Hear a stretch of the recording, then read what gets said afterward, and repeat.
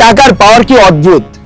যে চাচা আমাকে শিখিয়েছিল বাবা মারা যাওয়ার পরে চাচা ভাতিজার সম্পর্ক নষ্ট হয়ে যায়, যে মামার থেকে শিখেছি ধার দেওয়ার সময় টাকা থাকে না, তবে সম্পত্তি কেনার সময় ঠিকই টাকা হাজির হয়ে যায়, যে বন্ধু আমাকে শিখিয়েছিল ধার দেওয়ার সময় টাকা থাকে না, তবে ফোন কেনার সময় টাকা ঠিকই থাকে, তবে সময়ের এই পরিবর্তন আমাকে আজকে অন্য কিছু শিখাচ্ছে। তবে তোদের থেকে কি শিখেছিলাম জানিস? বাবা মারা যাওয়ার পরে বাবার ভাই চাচার কাছে গিয়েছিলাম, বাবা মারা যাওয়ার পরে মায়ের ভাই মামার কাছে গিয়েছিলাম, তবে সেখান থেকে অবহেলা ছাড়া আর কিছুই পাইনি। সেদিন একটি জিনিসই শিখেছিলাম, বাবা ছাড়া মাথার উপরে আর কোনো দ্বিতীয় ছায়া নেই, আর বাবা ছাড়া পৃথিবীতে আপন বলতে আর কেউ নেই। নীলা, চলো।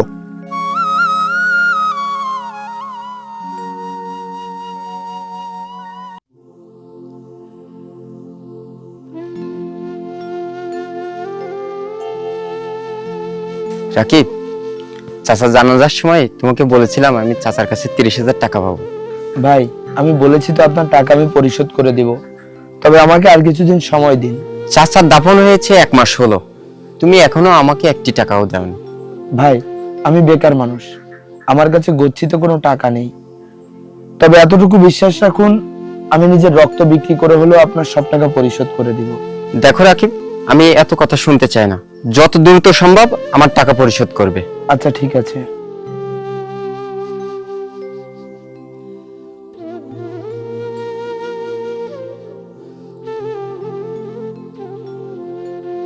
ও রাকিব সাহেব, আমি আপনাদের বাড়ি যাচ্ছিলাম। যাই হোক, আপনার সঙ্গে দেখা হয়ে খুব ভালো হলো। আসলে আমাদের ব্যাংকে আপনার বাবার প্রায় 1 লক্ষ টাকা লোন রয়েছে। এখন আপনি যদি চান তাহলে লোন পরিশোধ করতে পারেন, আর আপনি যদি না চান তাহলে আমরা বেয়ারিশ মনে করে লোন ক্লোজ করে দেব। না না স্যার, আমার বাবা বেওয়ারিশ কেন হবে? আমি তার ছোট ছেলে, আর আমার বড় একটি ভাই আছে। আমরা 2 ভাই বেঁচে থাকতে আমার বাবা বেওয়ারিশ কেন হবে?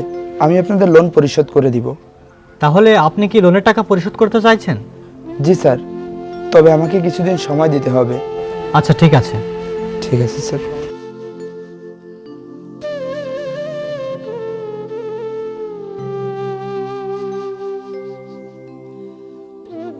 ভাই দাঁড়াও, তোমার সাথে আমার কথা আছে। হ্যাঁ, কি বলবি বল। বলছিলাম কি ভাইয়া, বাবার যে ধার দেনা ছিল সেগুলো তো আমি পরিশোধ করার কথা দিয়েছিলাম।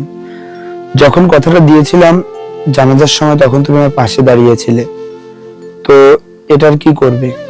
হ্যাঁ, এটা তো জানাজার ফর্মালিটি। আমি কি কখনো বলেছি যে এই ধার দেনাগুলো সব আমি একা শোধ করব? তুই বলেছিলি, আমি তো শুধু সাই দিয়েছিলাম। ভাইয়া, তুমি এত সহজে চোখ উল্টে দিলে? এই তুই ভাই কাকে বলছিস? আমি তো তোর ভাই না, আমি তোর সৎ ভাই। হ্যাঁ ভাইয়া, তুমি এটা ঠিক বলেছো, আমি তোমার সৎ ভাই, কিন্তু ভাইয়া আমাদের বাবা তো এক। হ্যাঁ, বাবা এক, তো আমি কি করব? বাবাকে মাথায় নিয়ে নাচবো? ভাইয়া, তুমি এসব কি বলছো? বাবা মারা গিয়েছে, তুমি তাকে নিয়ে এসব উল্টাপাল্টা কথা কিভাবে বলো? হ্যাঁ বলেছি, বেশ করেছি। ভেবেছিলাম আজকে জুম্মার নামাজ শেষে বাবার কবরটা একটু জিয়ারত করব, সেটা আর হতে দিলি কই? বাড়িতে ঢোকার আগেই তো হইচই শুরু করে দিয়েছিস। থাকবো না এই বাড়িতে।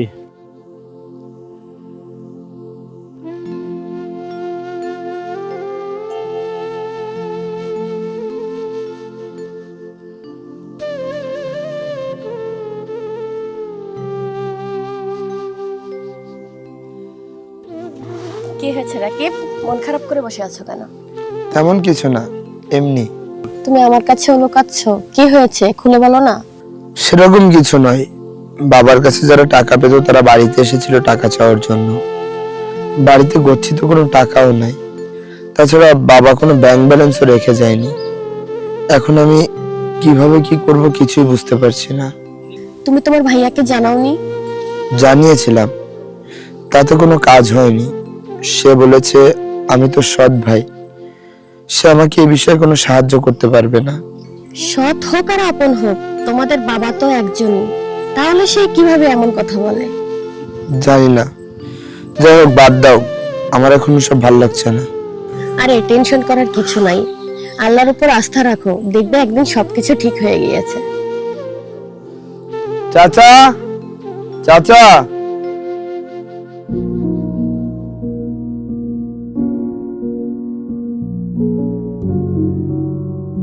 চাচা আসসালামু আলাইকুম। ওয়ালাইকুম আসসালাম। সকাল সকাল আমার বাড়িতে কি জন্য এসেছিস? আসলে চাচা, বাবা বেঁচে থাকতে বাবার কিছু ধার দেনা ছিল, তাই পাওনাদারেরা এসেছে টাকা নিতে। পাওনাদারেরা টাকা পাবে?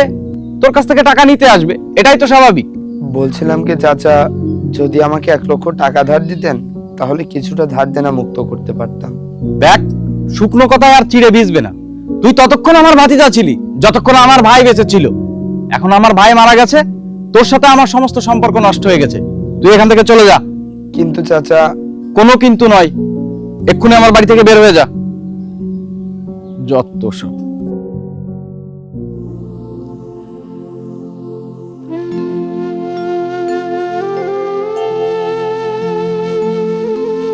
রাকিব, রাকিব দাঁড়াও।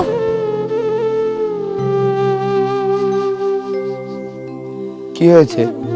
এভাবে চেঁচামেচি করে ডাকছো কেন? রাকিব, তুমি বাবার কথায় কিছু মনে করো না। আমার কাছে 10-15 হাজার টাকা আছে, এতে কি তোমার হবে? 10-15 হাজার টাকা আমার তেমন কিছুই হবে না। ওটা তোমার অনেক দিনের জমানো টাকা। টাকাটা তুমি তোমার কাছেই রেখে দাও।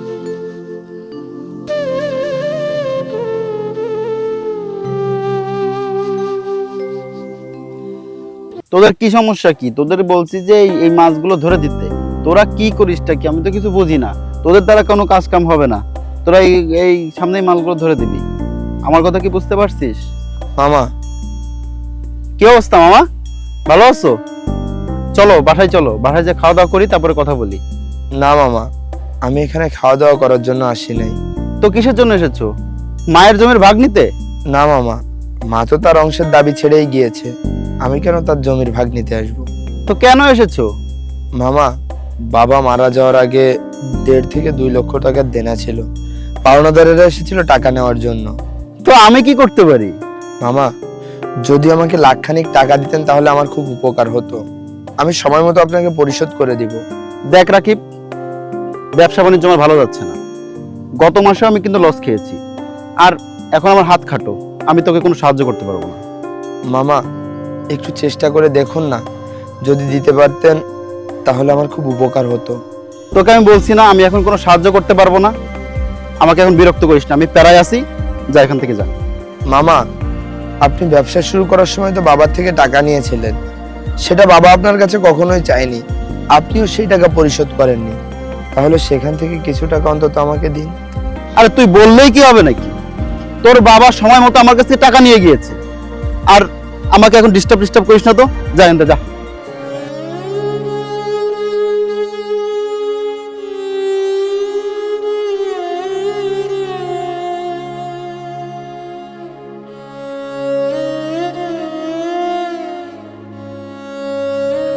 বন্ধু, আমার তো অভাব চলতেছে আব্বা মরে যাওয়ার পরেতে। মানুষের টাকা পয়সাও পাবে, আমি কি করবো বুঝতেছি না। আমার করে টাকা উলাদ দিতে পারিস? বন্ধু, আমার কাছে টাকা পয়সা নেই, আমার খুবই অবস্থা খারাপ, ঠিক আছে? আমার কাছে টাকা পয়সার বর্তমানে খুব ক্রাইসিস অবস্থা। একটু দেখ দি কোনোভাবে একটু ম্যানেজ না করে বন্ধু, দে। তুই একটু বোঝার চেষ্টা কর, আমার কাছে টাকা পয়সা নেই। আমার খুবই কষ্ট হচ্ছে চলতে, আমি নিজেই চলা কর কষ্ট, ঠিক আছে বন্ধু? তোর দ্বারাও টাকা পয়সা নেই, আমি যে কি করবো বুঝতেছি না। বন্ধু, আমার হাতের এই মোবাইলটা আমি বেঁচে ফেলাবো, দেশ কিন্তু খুঁজতে রাস্তা নাই। কয় টাকা বেশি বন্ধু বল? অভাবের সময় 5,000 10,000 এনে যা হয় তাইতে বেঁচে ফেলাবো। আচ্ছা ঠিক আছে বন্ধু, আমার তো টাকা কিছু গোছানো আছে, তোর কালকে সকালে আমি জানাবো না, আমি দেখি কালকে নিয়ে যাই কিনা ফোনটা। আচ্ছা ঠিক আছে তাহলে বন্ধু, তুই থাক, আমি একটু বাড়ির দিকে যাব। আচ্ছা ঠিক আছে, তুই আর কোনো কাস্টমার দেখাস না, যদি হয় আমি নিতে বলে আমি তোর বলবো না, ঠিক আছে? আচ্ছা ঠিক আছে, থাক তাহলে। ঠিক আছে বন্ধু। মাতবর সাহেব, শুনেছি আপনি নাকি জমি ক্রয় করবেন। আমি আমার জমিটি বিক্রয় করতে চাই।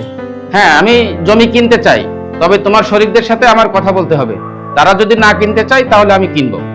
মাতবর সাহেব, আমার টাকার খুবই দরকার। যত দ্রুত সম্ভব আমার জমিটি বিক্রয় করতে হবে। দেখো রাকিব, তোমার জমিতে প্রথম হকদার তোমার আত্মীয় স্বজন, তারপর পাড়া প্রতিবেশী। তারা যদি কিনতে সামর্থ্য না হয় তাহলে আমি কিনবো। তবে তুমি একটা কাজ করতে পারো, আগামীকাল তোমার বাড়িতে তোমার সকল আত্মীয় স্বজনকে ডাকো, সেখানে আমি উপস্থিত থাকবো। ঠিক আছে মাতবর সাহেব।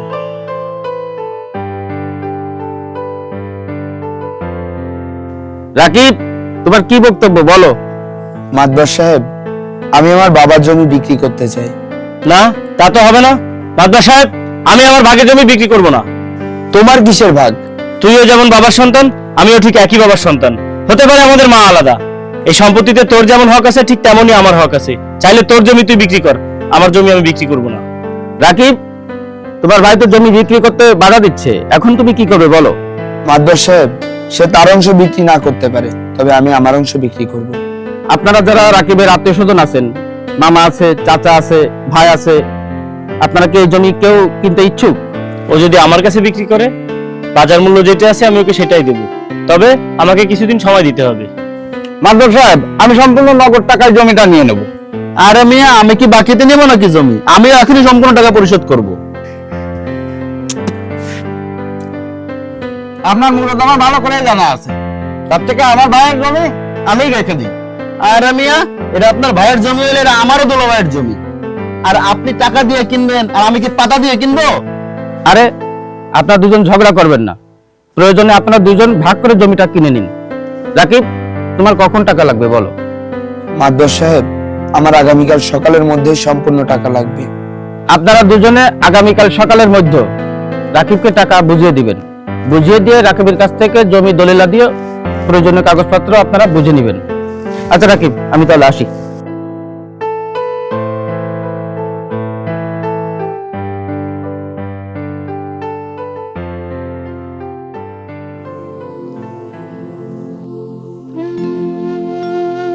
রাকিব, কোথায় যাচ্ছ? যেদিকে দুই চোখ যায় সেদিকেই চলে যাচ্ছি। আমার তো এই পৃথিবীতে আর আপন বলতে কেউ রইল না। পৃথিবীতে সবাই স্বার্থের পাগল, একমাত্র বাবাই ছিল যে আমাকে ছায়া হয়ে আগলে রাখতো। বাবা চলে যাওয়ার পর মনে হয় আমিও বাবার সাথে চলে যেতে পারতাম, তাহলে মনে হয় ভালো থাকতে পারতাম। তবে পৃথিবীটা একটা যুদ্ধক্ষেত্র, যেখানে প্রতিটা মুহূর্তে নিজের সাথে যুদ্ধ করে বাঁচতে হয়। আরে পাগলের মতো কথা বলছো কেন? কে বলেছে তোমার আপন বলে কেউ নাই? আমি আছি না, আমাকে কি তোমার আপন বলে মনে হয় না? তুমি একমাত্র ব্যক্তি যে এই পৃথিবীতে আমাকে সত্যিকারের ভালোবাসে, আর সবাই শুধু মিথ্যা মায়া দেখায়। আমার দেরি হয়ে যাচ্ছে। যেখানেই থাকো নিজের যত্ন নিও, আর নতুন ফোন নিয়ে আমার সাথে কথা বলো, অন্তত আমার সাথে যোগাযোগ রেখো। আর আমাকে যে ছেলে দেখতে এসেছিল তার সাথে আমি বিয়েটা ভেঙে দিয়েছি। এমনটা তুমি কেন করলে? আমার এই ছন্ন ছাড়া জীবনের সাথে তুমি কেন নিজেকে জড়াতে চাচ্ছ? ওই ছেলেকে বিয়ে করলে তুমি প্রতিষ্ঠিত হতে পারতে, সুন্দর একটি সংসার হতো তোমাদের। তুমি সুখে আছো, অন্তত এটা ভাবতেও ভালো লাগতো। দেখো, ছোটবেলা থেকেই আমি তোমাকেই ভালোবাসি, আর মৃত্যুর আগ পর্যন্ত তোমার সাথেই থাকতে চাই। যদিও আমাদের বিয়ে হয়নি, তবুও মনে প্রাণে আমি তোমাকেই স্বামী হিসাবে মানি। আর যদি কারোর সাথে বিয়ে হয়, সেটাই তুমি। তুমি যদি এমন কোনো কথা বলো, তাহলে কিন্তু তুমি আমার লাশ দেখবে। না না পাগলি, তুমি না থাকলে তো আমি বেঁচে থাকার আশাটাই হারিয়ে ফেলতাম। তুমি ভালো থেকো, নিজের যত্ন নিও।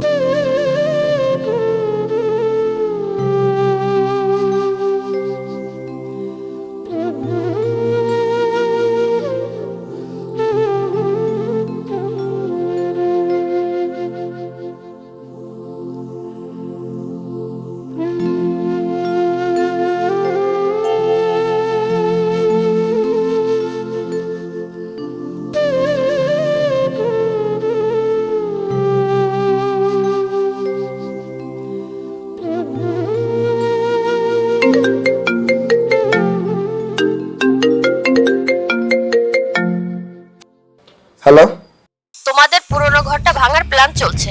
বাবা ও তোমার মামা দুজন মিলে প্ল্যান করেছে ওই ঘর ভেঙে ওখানে নতুন বিল্ডিং তৈরি করবে। আচ্ছা তুমি একদিনের জন্য কাজটি বন্ধ রাখো। আমি যেভাবে হোক একদিনের ভিতর ওখানে পৌঁছাচ্ছি। আমি এখনই রওনা দিচ্ছি। ওকে। ঠিক আছে ভাই, এই জায়গাটা ভাঙিয়ে আমরা একটা কাজ করব। এই জায়গাটা ফ্ল্যাট উঠাবো, ফ্ল্যাট উঠে এসে ফ্ল্যাটটা ভাড়া দিয়ে দিই। আর একটা কাজ করলে কেমন হয় বিয়া? এই যে ধরেন এই পাশে ফ্ল্যাটটা করলাম, এই পাশে একটা ভালো স্ট্যান্ডার্ড ওই যে খামার জাতীয় দুধের গরু সেটা কিন্তু ভালো হয়। পারলাম, সেটাও ভালো হয়। আচ্ছা দেখা যাক, আমরা তাহলে এই দাঁড়ান, আপনাদের এই বাড়ি ভাঙার সাহস কে দিয়েছে? আমাদের জায়গায় কি করব না করব সে কৈফিয়ত কি তোকে দিতে হবে নাকি?